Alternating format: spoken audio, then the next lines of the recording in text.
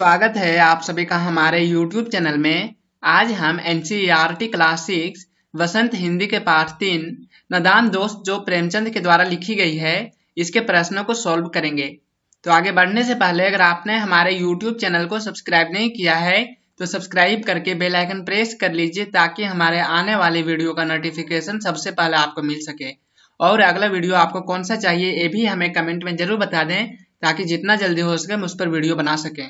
तो चलिए शुरू करते हैं और देखते हैं कि कौन कौन से प्रश्न हैं और उसके उत्तर क्या होंगे। इसमें सबसे पहले कहानी से प्रश्न दिए गए हैं, जिसमें पहला प्रश्न है अंडों के बारे में केशव और श्यामा के मन में किस तरह के सवाल उठते थे। वे आपस ही में सवाल जवाब करके अपने दिल को तसल्ली क्यों दिया करते थे। इसका उत्तर है बाल मन जिज्ञासाओं से भरा होता है। उन्होंने पहले कभी अंडे नहीं देखे थे।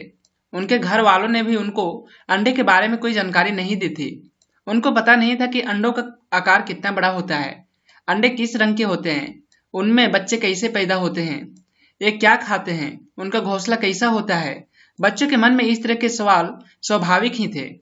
अगला प्रश्न है केशव ने श्यामा से चिथड़े, टोकरी और दाना पानी मंगाकर कार्निस पर क्यों रखे थे। इसका उत्तर है कार्निस पर चिड़िया के अंडे थे। केशव और श्यामा ने सोचा कि अंडों से बच्चे निकल आए होंगे, उन्हें धूप से बचाने के लिए छत बनाना था, इसलिए टोकरी मंगाई गई। चिथड़ों से उनके लिए गद्दी बनाई गई। दाना पानी मंगाकर उसकी भूख मिटाने का प्रबंध किया गया। प्याले में खाने के लिए दाना और पानी रख दिया। अगला प्रश्न है केशव और श्यामा ने चिड़िया के अंडों की रक्षा किया नादानी। इसका उत्तर है केशव और श्यामा ने अपनी ओर से तो उन अंडों की रक्षा करनी चाहिए, पर यह उनकी नादानी सिद्ध हुई। चिड़िया अपने अंडों की रक्षा स्वयं कर सकती थी। बच्चे ने अंडों की रक्षा करने के प्रयास में उन्हें छूकर गंदा कर दिया। उन्हें नहीं मालूम था कि यदि वे अंडों को छू लेंगे तो चिड़िया उन्हें छोड़ ही देगी। वास्तव में वे तो उन अंडों की रक्षा करना चाहते थे, लेकिन नादानी में रक्षा में हत्या हो गई। अब है कहानी से आगे, जिसमें पहला प्रश्न है केशव और श्यामा ने अंडों के बारे में क्या क्या अनुमान लगाए। यदि उस जगह तुम होते तो क्या अनुमान लगाते और क्या करते। इसका उत्तर है केशव और श्यामा ने अनुमान लगाया कि अब उन अंडों से बच्चे निकल आए होंगे। चिड़िया इतना कहां से लाएगी। गरीब बच्चे इस तरह चूं चूं करके मर जाएंगे, उन्हें धूप से भी कष्ट होगा। यदि केशव और श्यामा की जगह हम होते तो हम अनुमान लगाते कि कोई जानवर या अन्य जीव जंतु तो अंडों तक नहीं पहुंच जाएगा। कार्निस तक कोई जानवर ना पहुंचे, मैं इसका प्रयास करता। हम अंडों के साथ छेड़छाड़ नहीं करते। चिड़ियों के लिए दाना हम कार्निस पर रखने की जगह नीचे जमीन पर बिखर देते। अगला प्रश्न है माँ के सोते ही केशव और श्यामा दोपहर में बाहर क्यों निकल आए। माँ के पूछने पर भी दोनों में से किसी ने किवाड़ खोलकर दोपहर में बाहर निकलने का कारण क्यों नहीं बताया। इसका उत्तर है क्योंकि वही समय ऐसा था जब वे बाहर आकर चुपचाप चिड़िया के बच्चों को देख सकते थे। माँ उनको देख लेती तो अंडों को हाथ ना लगाने देती।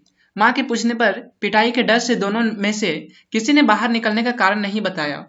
अगला प्रश्न है प्रेमचंद ने इस कहानी का नाम नादान दोस्त रखा, तुम इसे क्या शीर्षक देना चाहेंगे। इसका उत्तर है हम इसका दूसरा शीर्षक रक्षा में हत्या या बच्चों की नादानी देना चाहेंगे।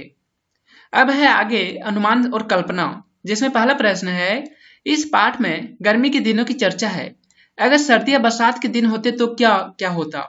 अनुमान करो और अपने साथियों को सुनाओ।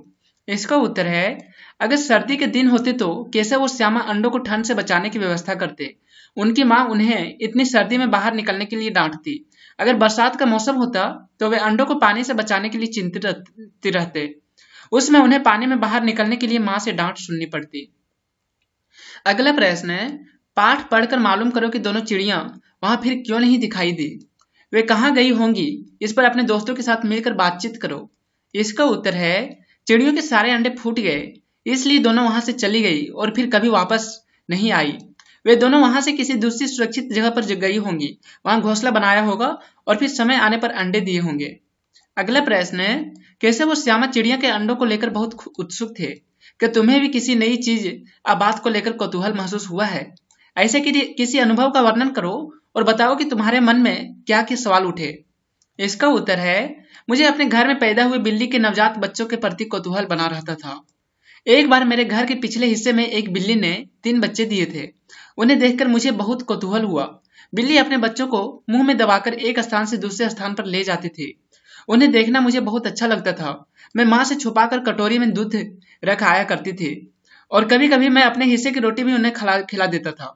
मेरे मन में अक्सर यह सवाल उठता था कि बिल्ली अपने बच्चों को मुंह में दबाती है तो क्या उन्हें दर्द नहीं होता है।